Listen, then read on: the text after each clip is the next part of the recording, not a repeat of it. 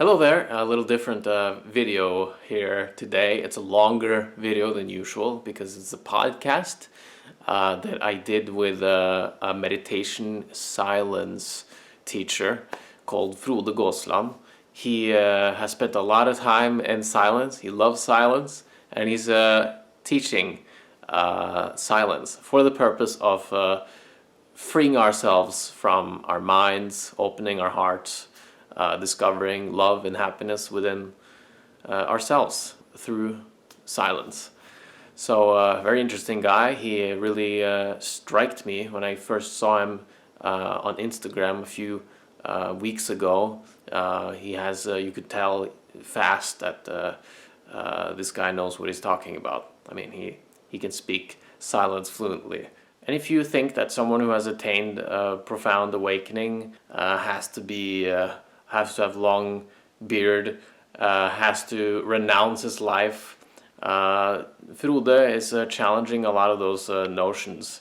I mean, through the way he lives. He's a father. He's been running companies while doing this stuff, while enjoying silence next to it. And Frode helped me remind me of how simple it can be. So that was kind of a relief. And I hope you also have the same relief. So I wish you a nice listen.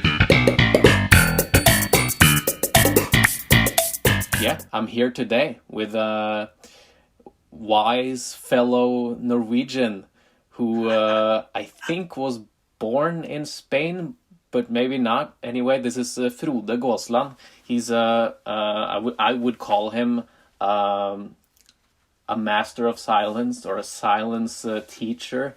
He's on the website. He says teaching people to speak silence fluently. I'm paraphrasing him.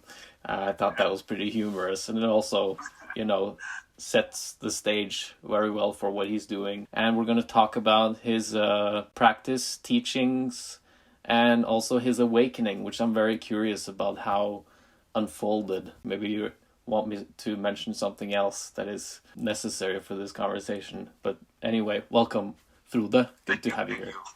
No, the only thing, I was born in Norway. I was born in a small island in Norway called Bømlo, and I moved to Spain 15 years ago.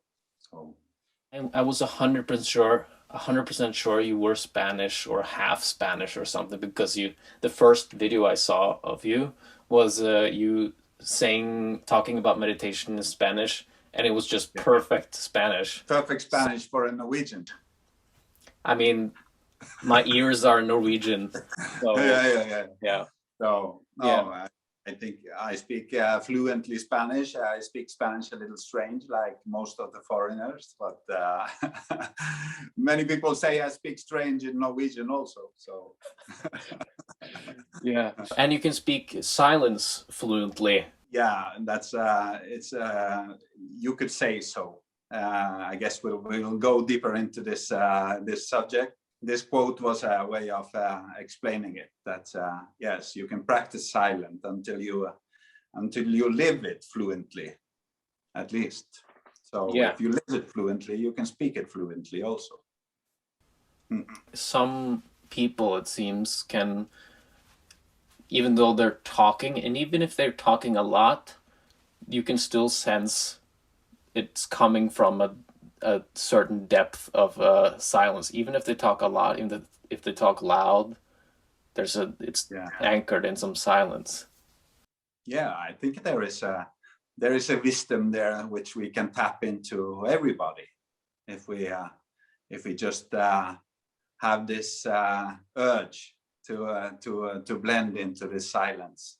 And it's like this, and I think it's like this in music and everything.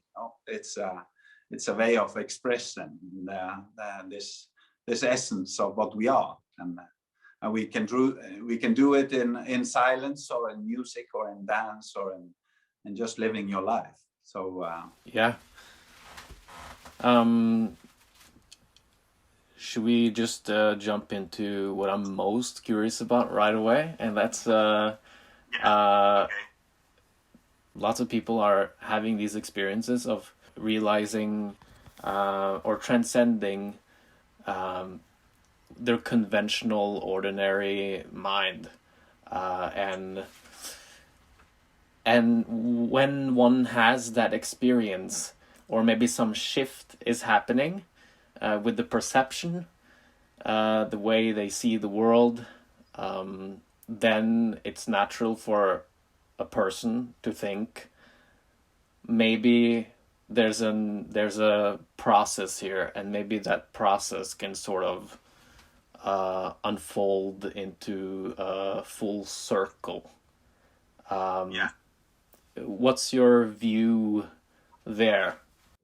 No, in my experience, it was a gradual process. It was resting into silence through the practice of meditation, which in my experience just became deeper and deeper. And then I started to see through the illusion of the identification with the mind. And in this seeing, it helped me really just to relax even deeper into this silence. So, and then in the end, it becomes natural. It's not something you do, actually. It's something you are. And then it's easier to just rest into this and not being continuous, identify with the mind and with the ego. No. Yeah.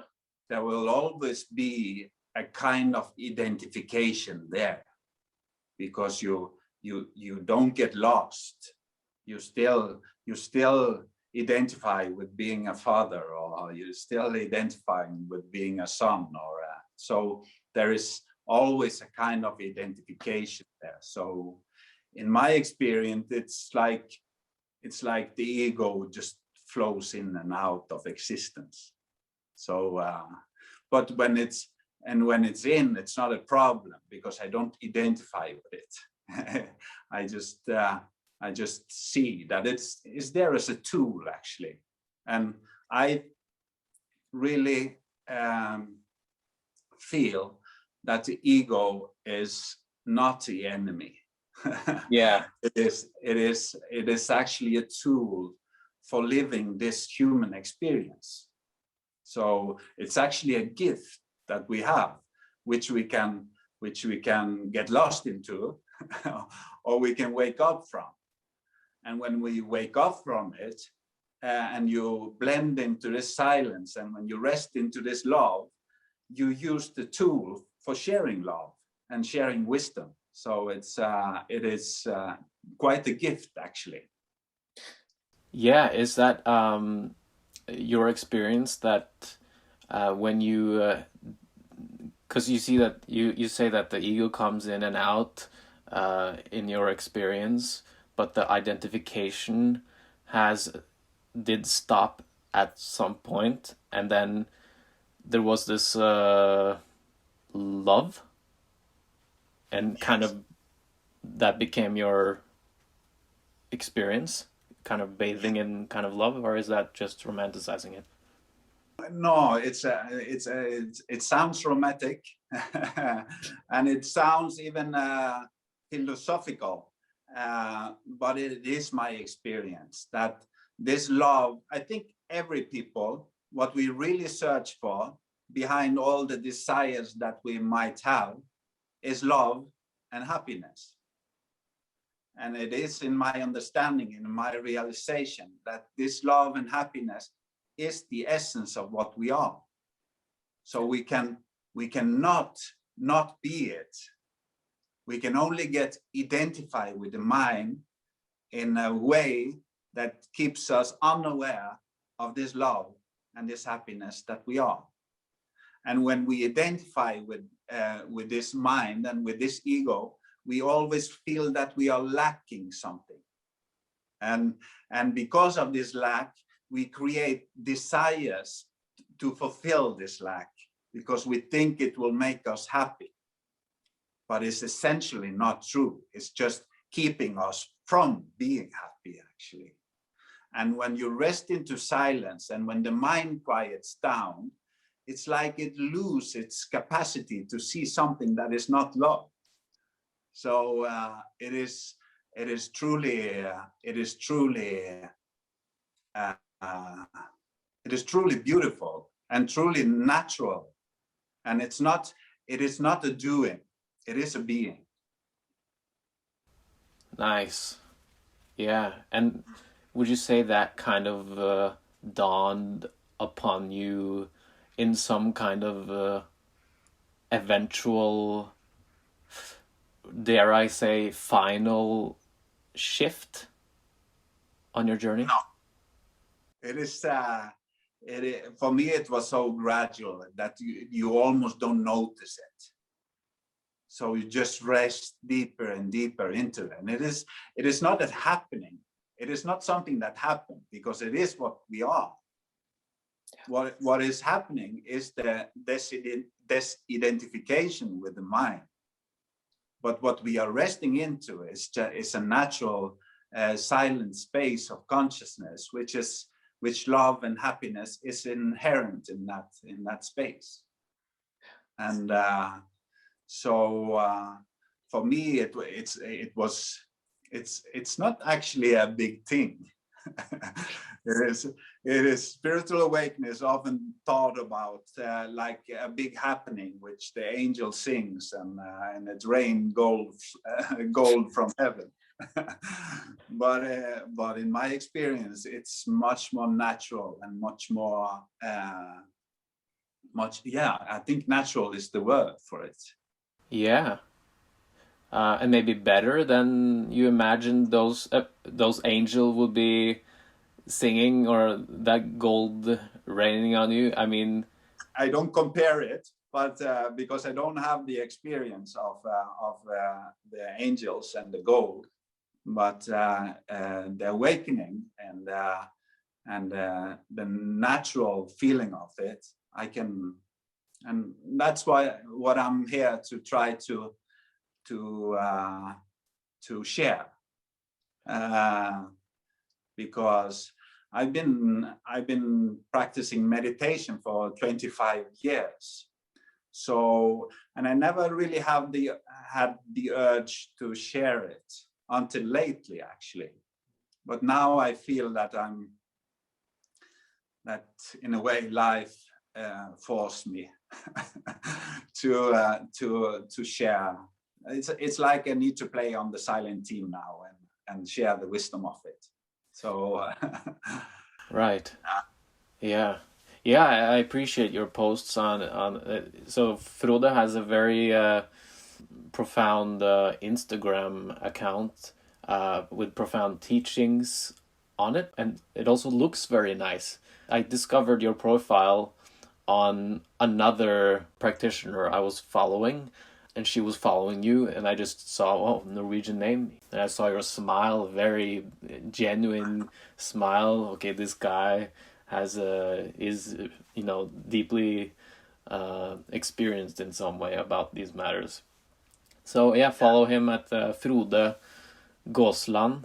I'll of course put a link in the description for his account. And yeah, very spiritual name, Frode Gåsland. Yeah, for the people who don't understand Norwegian, it means Frode, which is actually a close name to my name, Fred. When I was 10 years old or so, I actually had some thoughts about maybe there are parallel realities, imagining one reality where I was the same guy, or me, and my name was and I just picked a name, Frode. Yeah, let's call him Frode. Somewhere my parallel Frode is doing something. Maybe you're speaking with yourself. Maybe, right? Yeah. And Gåsland is a goose land. That's the literal translation of his last name. So yeah, I don't know if you were actually joking about the spiritual name. Maybe you were ironic. Maybe you actually think it's a spiritual name. I mean, it could be. No, it was truly a joke. Yeah. Yeah. I'd like to ask you about your journey. So you started getting into meditation about 25 years ago, you said. So I'm curious to know how that happened. And yeah, I mean, take me from A to Z, if you may. Yeah, it's it actually happened with a tragic event in my family. Actually, I think if I'm going to say where I can see that it really started, it was in this event that my sister lost her newborn child, and this created a kind of shock in my system, which created a lot of suffering. And then there was just essential questions there after the suffering ended, and this was the famous question of who am I? Yeah. And what is the purpose of life? So then I started to dive into a little bit the different philosophy, which I could learn more about this. And this journey took me to India, where I was so lucky to live 1 year and to study meditation, actually, and this philosophy. And When was that? You're in India. When was that?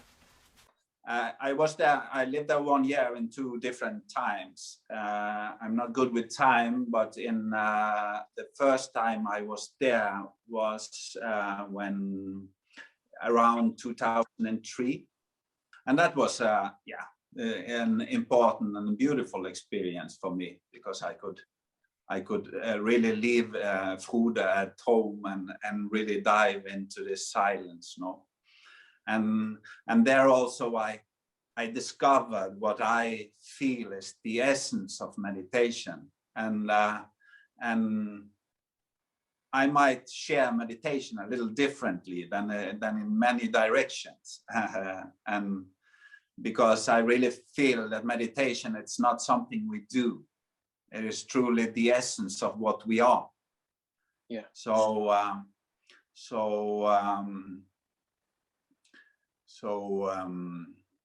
And that's the way I share meditation. So I don't have so many techniques of what you need to do to achieve this silent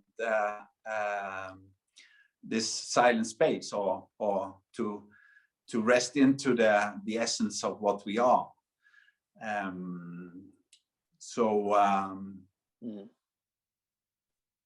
Yeah, it's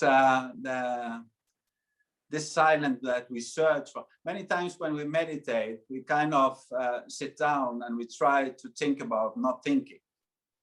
Yeah. So, Which is another thought.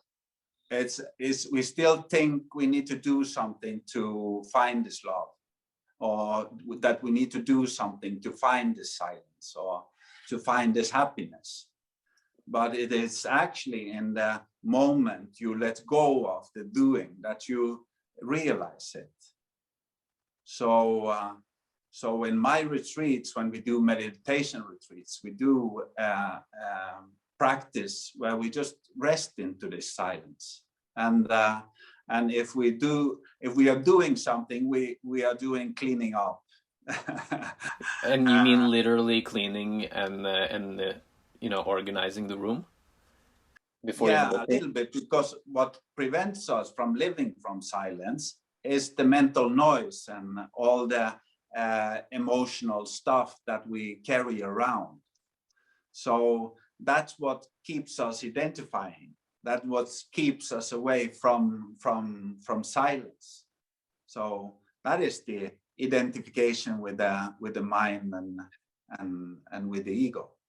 When you say that you're cleaning up, I think you said clean up, sit down, and celebrate. That's what you will do on your retreat, or that's what you're doing. And the cleaning up part, what specifically is happening then? Is it literally cleaning up, or is it going into your emotions? Or it's a lot of throwing out, actually. So I use a lot of chaotic breathing. but I can also use laughter and tears if it's possible. But I'm very fan of laughter, and it's a beautiful way to cleaning up the emotional stuff that we have in the body. So and also the heavy breathing techniques that we do in the retreat, I find them very refreshing. So they can help you create a kind of a first silent space where you can rest into. So, but that depends on every person that comes to the retreat. Some people have a lot of baggage and a lot of noise in the system. So it might be different from person to person. What how we need to address the work that we are going to do. Yeah. So which in the end is no work at all. It is truly natural resting into this silent space. But that's why I keep talking so much about silence, because you cannot discover this without silence. So yeah. You cannot think yourself into spiritual awakening. Right. So, and you cannot even understand yourself into spiritual awakening, because it's in the moment when you let go of this understanding that you think you have, and when you let go of this identification with the mind, that you truly realize. So we complicate it. I haven't checked, but I presume that you don't have a lot of competition in the silence industry. Most spirituality seem to sell something maybe more that is perceived as more colorful or more, fireworksy. Silence is so basic. To me, I get really fired up when I hear silence, because I know it's so non-hypey and so basic that it must be, there. Not in the concept of silence, but in actual silence, where, all concepts arise from. Yeah, I was actually thinking about that when I started to move this. I was thinking that I will probably not have many followers.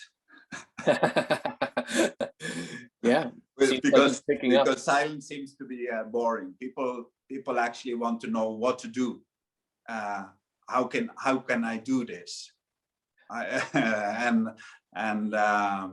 So it could easily. I think I could easily create a concept which could have more followers. But, yeah. but in the end, it's not about that.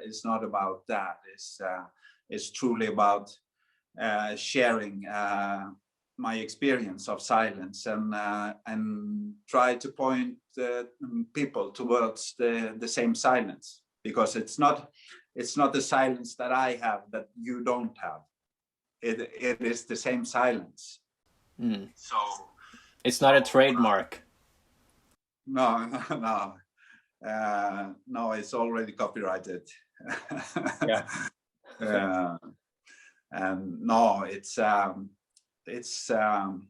the essence of what we are is the same in all of us. So there is not any people that is better meditating than other people. Because it's the same silence. What is different is the mental noise and the activity of the mind, which prevents us from not living this silence. But when you rest into this consciousness or silence, or call it whatever you want, it is the same consciousness. It's not two. Yeah. Not two. Yeah. Huh. Yeah, cool. There's so much here. So you went to India for 1 year in 2003, and what happened from there on? No, life happened quite normal, I will say, with this longing for silence always inside me. And what happened in India is that I fell in love with silence, actually. So sitting down in silence for me was pleasure. So I really enjoyed it. So I guess in that way, life made it easy for me to do the practice, if we can call meditation and practice. No, so I was a good student. So, but to be a good student, you need to have the interest of what you study. And for me, I had this question: who am I?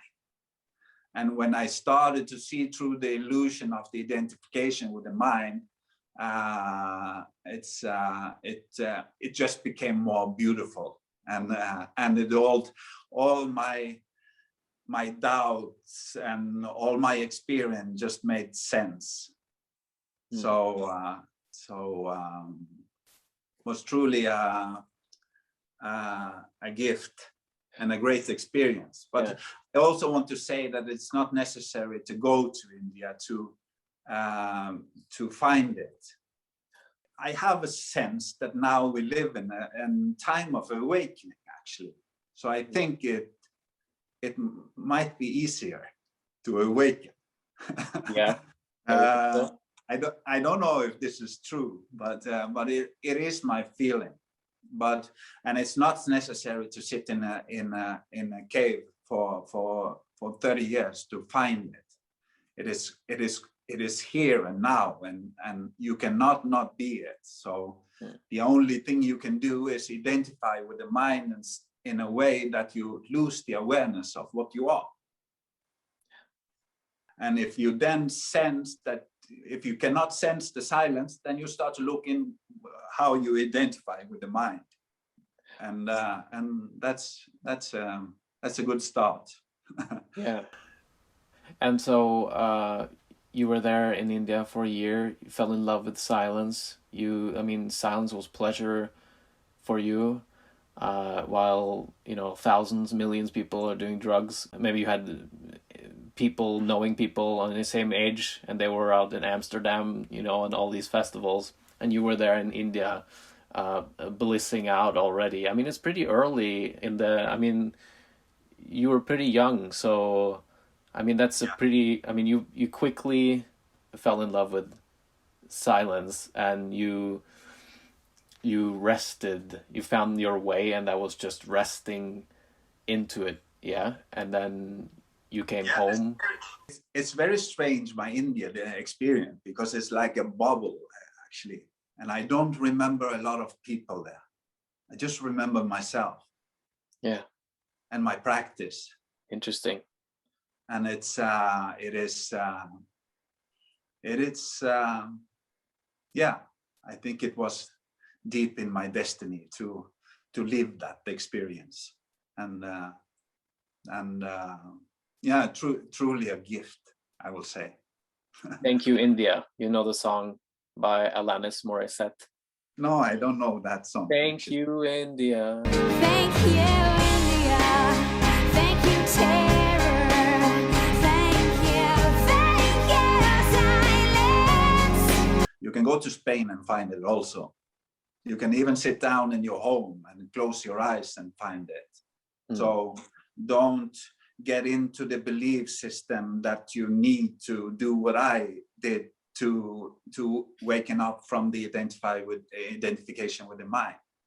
Because we actually do it all the time, but we are not aware of it, because we can sit down and we can see a sunset, and for that moment it is so beautiful that you stop controlling the moment.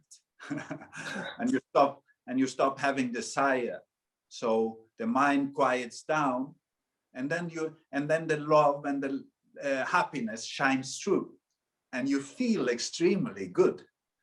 But and that feeling is natural in you, and it shines through when you stop to control life. It shines through when you stop having all these desires and all these beliefs of what you need to do to be happy, because you are happy. You cannot not be happy. You can only believe and think you are not. And that for the mind is difficult to accept. So, and it cannot understand it actually. So you need to rest. You need to rest into the silence, because then it becomes a seeing. Then you see through the illusion of the story of the me and the story of the mind, and then you realize that you have always been happy. Yeah. And would you say it is? I mean, that kind of happiness is like the kind of happiness you get when you score a goal in football as a kid, maybe your first goal. I remember that for me. I scored a goal, and it was just on a little field we made in the schoolyard with backpacks as goals, and then I scored a goal there, and then I just felt the most, celebrated I have ever felt, because all the classmates were jumping up on me. Fred scored a goal. Are we talking about that kind of happiness, or a more Will you say that that was a natural happiness, or kind of ego kind of definitely an ego type of happiness, because it's the first time I really felt, maybe that's a negative thing to realize, sort of, or an anti-realization, that love is found in football and scoring goals in football and being good there, approval. Yeah. So definitely an ego type of happiness. So you would, it's not like that. It's not the same type of endorphins. I cannot say how other people experience happiness, but in resting into silence, my sensation of what happiness is, that is much calmer. It is it's more soft. It's not like this kind of happiness, but but again, I don't know how other people experience happiness. So, but I will say that I can see from my experience that many times I was happy, or I thought I was happy. It was because of the identification with the mind and with the ego, that I felt better or than the other. Right. Yeah. Which eventually end up in that you're feeling worse. So this is the duality of life, no? You feel great, and then you feel not so great. And,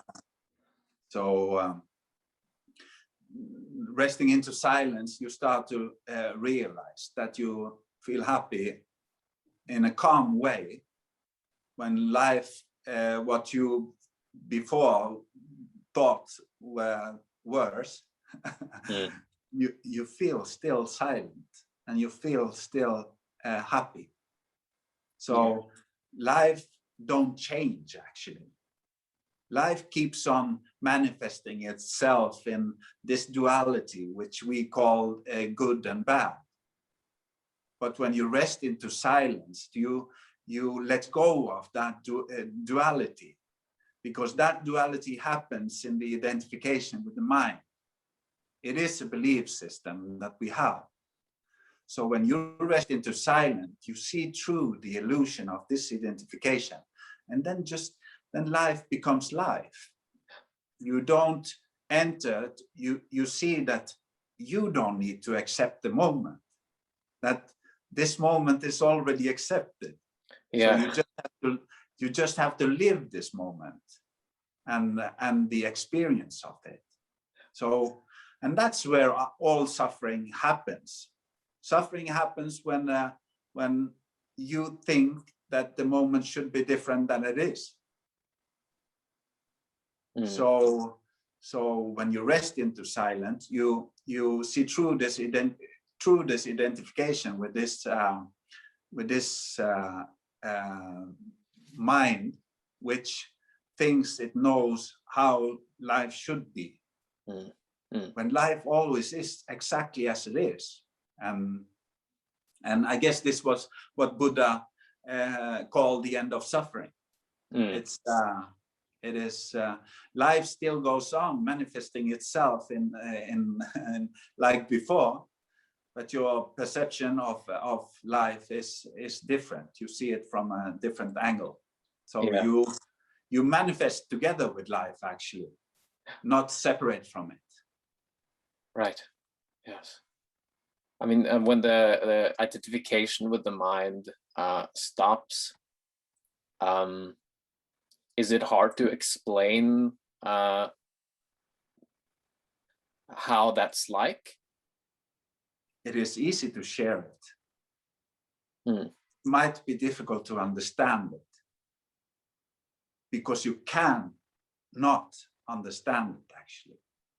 You can just be it.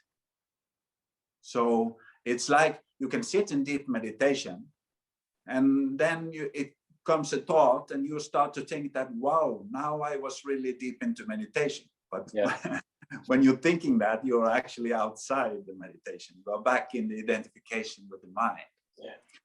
So now it feels more and more natural for me to share the nature of silence and the essence of life. But it might be difficult for the mind to understand it. And that's why I try to share that you need to rest into silence, and you need to, because you cannot understand yourself back to this essence of being. Yeah, it makes it pretty simple to follow your teachings when it's something so focused as or I mean so simple as resting in silence. You know, you're not really concentrating hard. You're resting into it until a point, or I mean many points, where you gradually feel more and more attuned to it and start really appreciating it. And then there's a positive feedback loop to that, and then you rest more and more into it, and then the leaf falls from the tree. I think the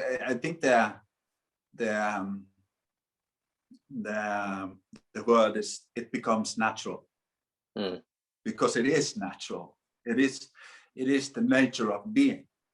So we are thinking that spiritual awakening is something difficult, but it's it's the most simple and easy thing you can not do. The difficult part is it's keep on identifying with what you are not, believing in all this story, and that's the difficult part, and that's what creates the suffering. But that part is so normal in the society we live in, that it seems to be difficult for people to rest into this silence. But it is much more natural than we can think of. I've had that approach in my on my path, or whatever you call it. I tend to call it that a lot of times. There was a point where meditation turned from something I tried to do, and it was about 5 years ago, where something happened, and then it was like I was being meditated from then on. That meditation was just happening. I liked being by myself, and just that phrase alone, and especially here in this society we have here in Norway, where people really are on the go and want to fix everything about their lives. I mean, understandably, and because they're in that fixing mode, it is hard to, and I've been there as well. And if I'm in, you know, a stressful phase where I have to do something, it's maybe harder to you know, sit for X amount of time. So I started enjoying just being with myself, Yeah. and then I kind of felt. I mean, that felt so natural, right? But I also felt some guilt for just being here. I mean, just sitting all day, and it's not something I will brag about to people. You know, yeah, I'm sitting home doing nothing. Yeah. They're not particularly impressed by that, but I know how much joy and peace it has brought me. On your journey, did you feel any kind of resistance to the way you were living life? That you've sort of gotten it wrong, that, you know, all people are, you know, getting jobs. I don't know if you actually got 9 to 5 or something after India the first time you were there, but how, yeah, I'm also curious to hear how your journey was in that regard. No, my journey has been very normal life with a touch of silence. But I've been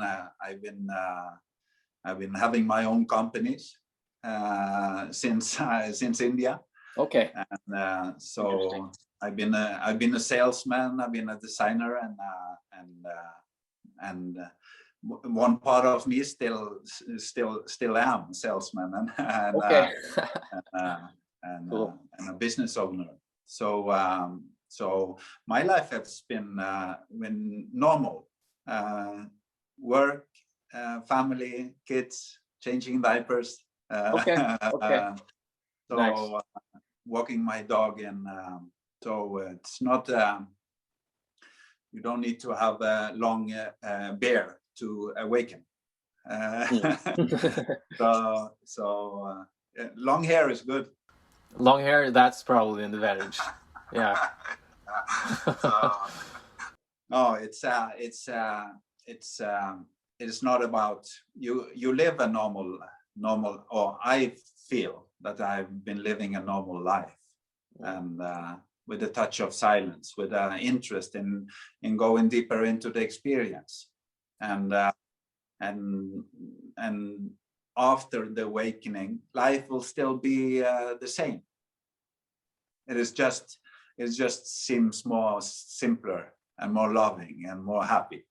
Yeah. Okay, good to know. And you didn't find any, um, was it challenging to sort of change the operating system? I've gone through some shifts, um, but if we're talking about really dropping into it, I don't know if you would agree with this, but there are many reports, relatively rare, but I mean, many enough to at least raise an eyebrow, that some people just drop the conceptual self totally. Would you say that kind of is your experience? And also, if that's the case, was there some dramatic way of integrating that? Was there challenges to, you know, operate differently, or did things kind of just go by as normal? In my experience, it's been normal. It is true that there is some when you're starting to rest into this silence and the egos try to hold on to you. Mm. There was a time for me where I was throwing books in the wall, which made me angry. But when this could be books about Advaita teaching the Indian tradition, and which challenged my ego in so much that I started to throw the books in the wall. I really got angry. But then I started to discover what part of me got angry, and that was simply the ego that was trying to to hold on to its reality. And but spiritual awakening is a natural process. It is nothing you can do actually to awaken. So in this life we are living, every human being, if it's going to awaken, it will awaken. If it's not going to awake, it will not awake. But it doesn't matter actually, because the essence of an awakened person and an unawakened person is the same. It is just the experience living this life which is different. And why somebody wakes up and somebody do not, I have no clue. But that's the beauty of it. I don't after the awakening, you don't judge the unawakened. It is not two. It is just how life manifests itself. So it's very, I've said these words a lot of times now, but it's very natural. Yeah.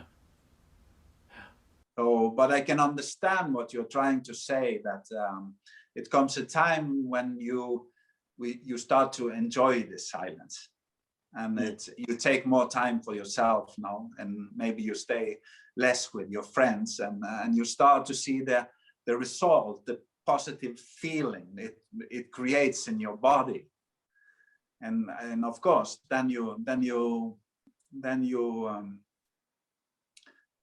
get more passion into the practice, and then it's easier to practice. And then in my case, I fell in love with silence. So it was with silence I wanted to be. So I sat down with it as often as I could. How long are we talking about, or how what was it, large parts of the day? You also had a job, so you had a couple of hours of anchoring points, and then you lived kind of mindfully, through your job. But in the end, when you rest into silence, it's not about sitting down meditating. It's like meditation is a way of living. It is this silent space which carries us around. It is the essence of what we are. So now I practice when we do retreats and things like this, but in my normal life, I don't sit down and practice a lot because I can sense this silence is always there in me. So I enjoy it walking my dog and changing diapers. Okay. So, but sometimes I enjoy also sitting down and just disappearing even deeper into the silence. No, so it becomes a way of living. It is normal for the people that meditation is something we do Wednesday from 8 to 9. Mm-hmm. Yeah. So, and that's a very short time. That's 1 hour a week. We need to dive into it a little bit deeper, so we can feel this silence and feel this love and feel this happiness in every moment. Yeah. On my journey, there was this, I would say, in similar to you, a falling in love with just being, resting as my being. So I didn't count hours of meditation, but that was until I found Vipassana, Theravada Buddhism, hardcore pragmatic Dharma, with a Daniel Ingram in the front end. I hope to get an interview with him. And so that was a very, strong emphasis on practice and retreats to build concentration so that you can, fall into these insights.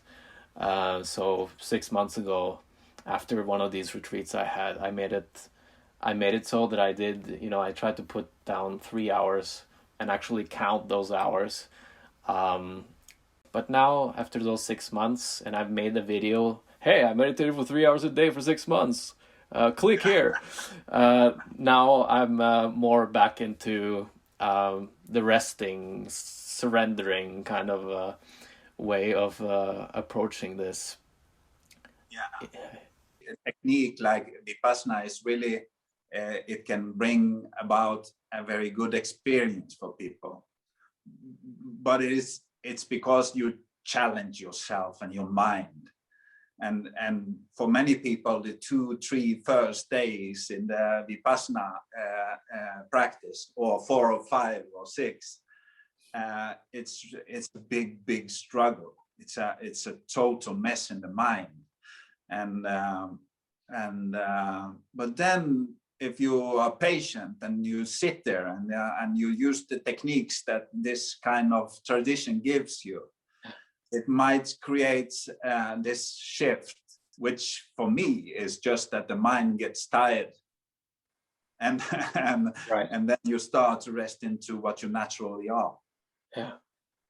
So sometimes it's good to challenge this mind to see how long it can go on with this noisy living.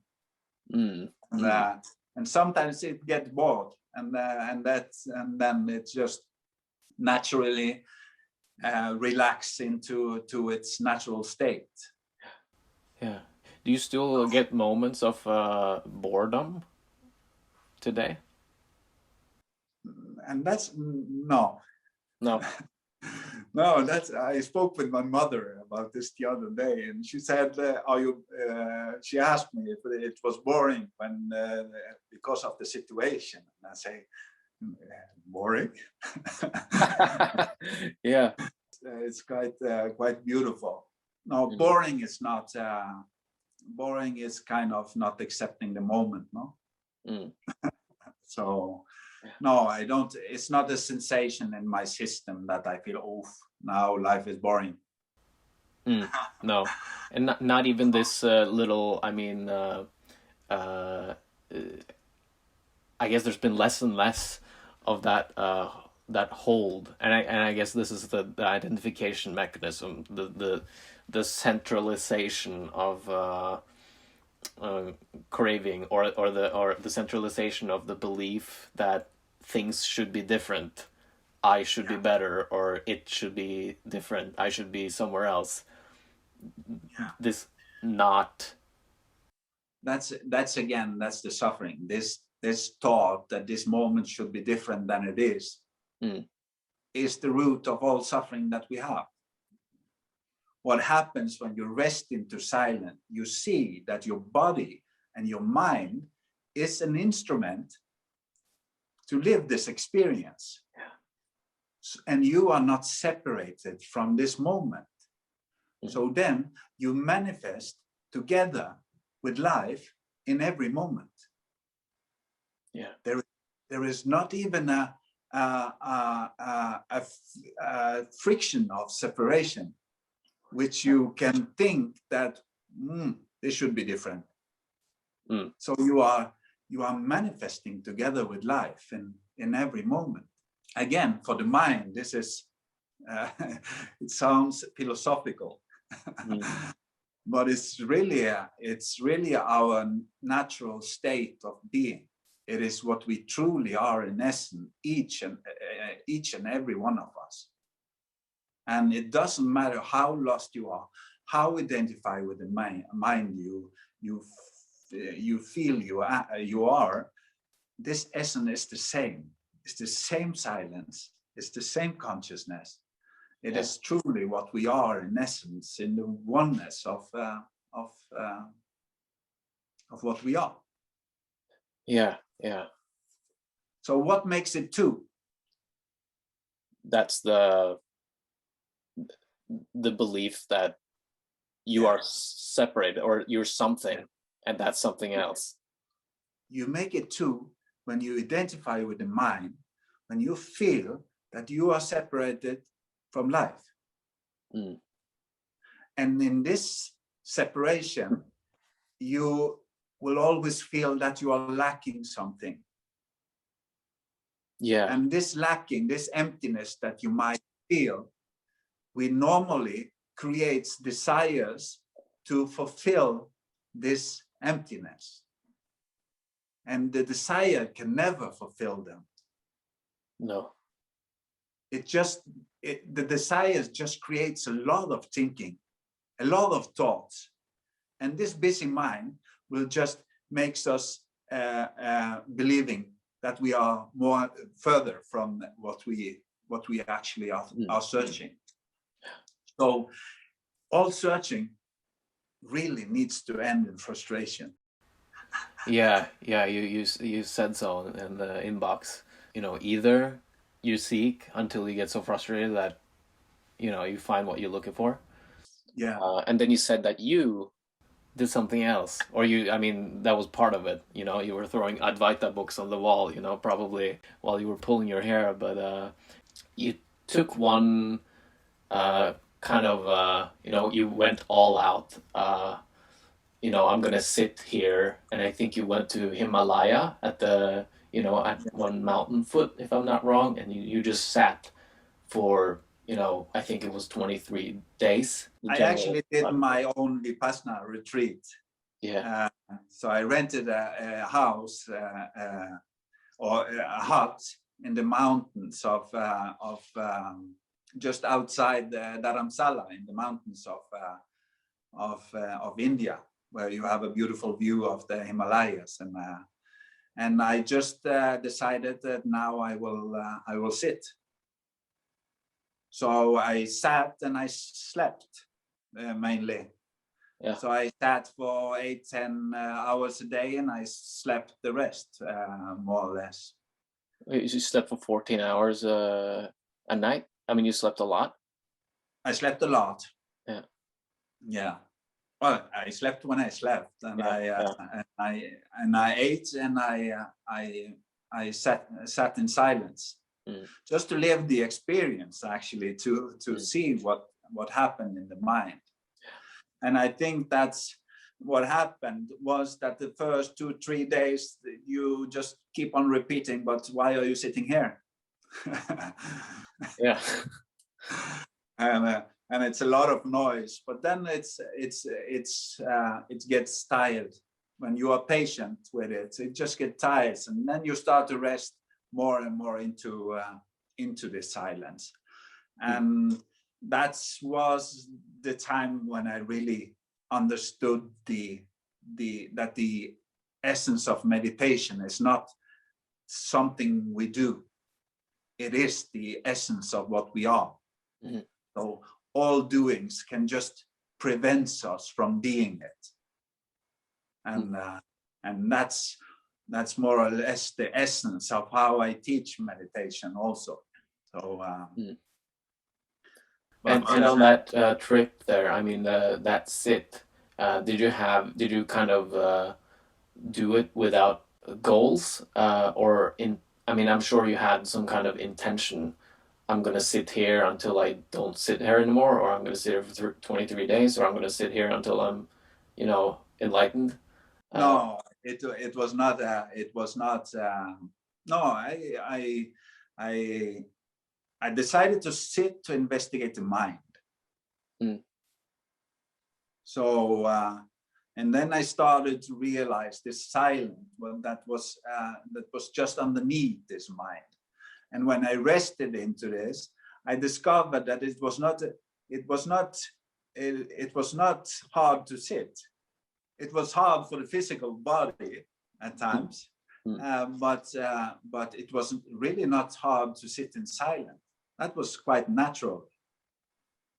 So, but yeah, it was in my destiny to do things like this, to discover but it's not about. It is not about me being enlightened. Yeah. because that's not possible. There is no me in the world that is enlightened. Yeah. There is only consciousness and the seeing through the illusion of the me. So, and then you can live and share this silence or not. or you need to live it, but you don't need to share it. Yeah. But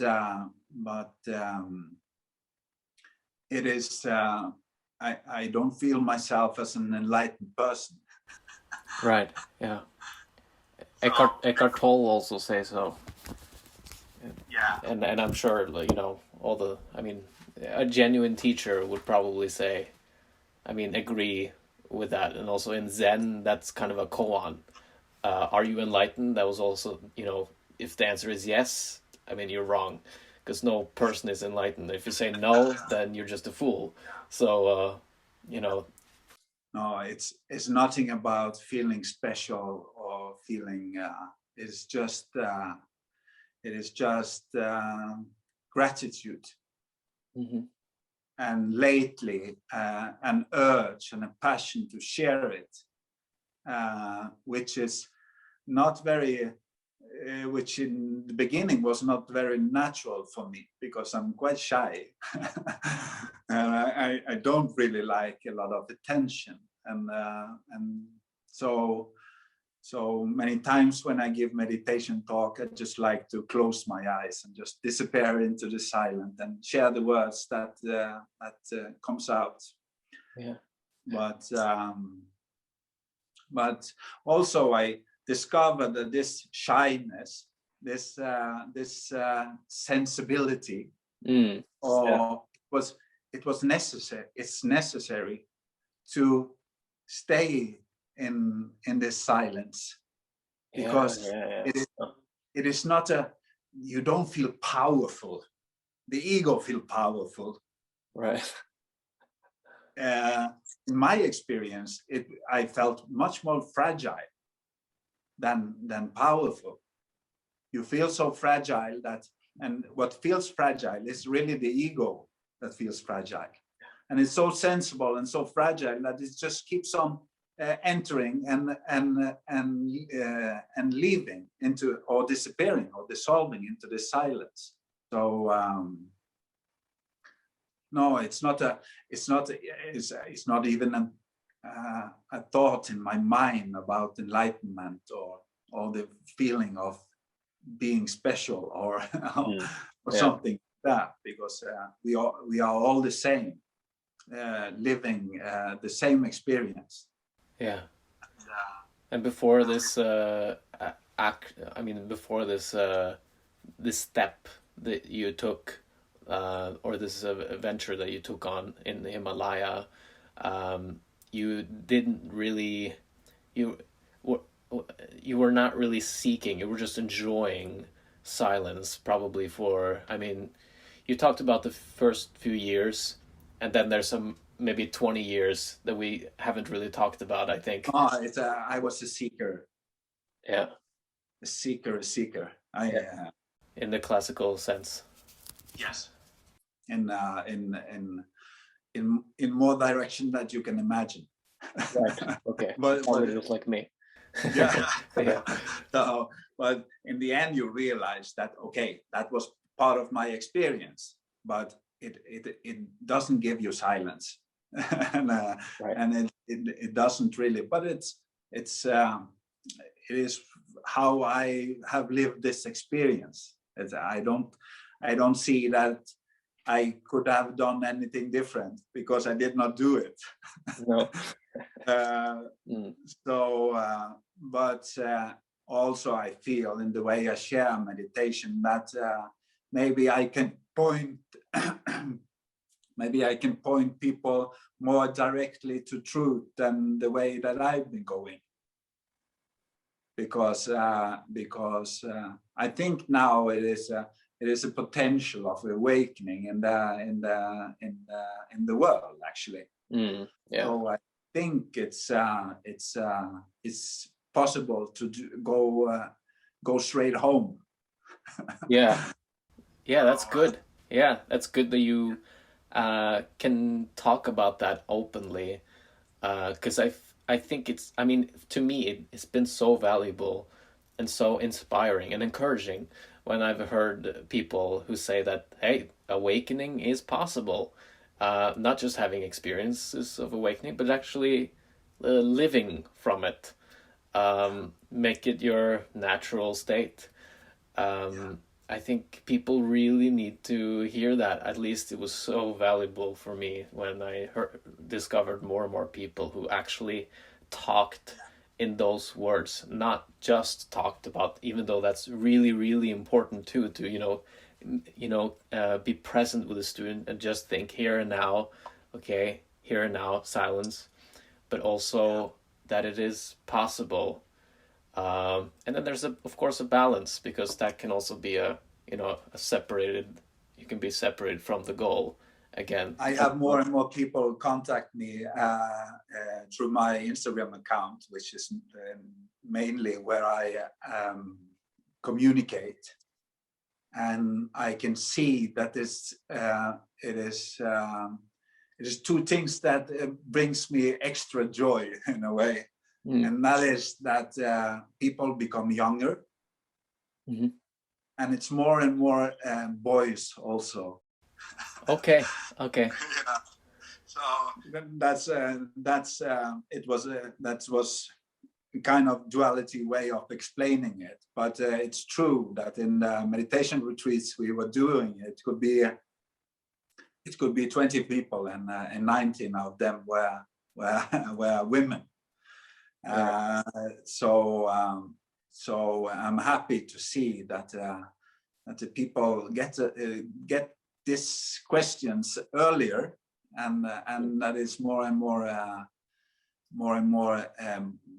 men and boys tapping into this this understanding, or this path back to sight, and that brings me joy. Yeah, that's interesting that you've seen that change over these years. I haven't thought about it, but I haven't been decades on this journey, but you have. So, and I think that a lot of guys actually like silence. I don't know, but we tend to be more introverted. Okay, we don't want anything to happen. I'm just gonna sit here with my newspaper. Okay, women have this more feel this more connection with their bodies. Perhaps it becomes just speculation from my end, but yeah, interesting. I think if we tap into it, we will just get lost. Yeah. Probably. Yeah, I think so.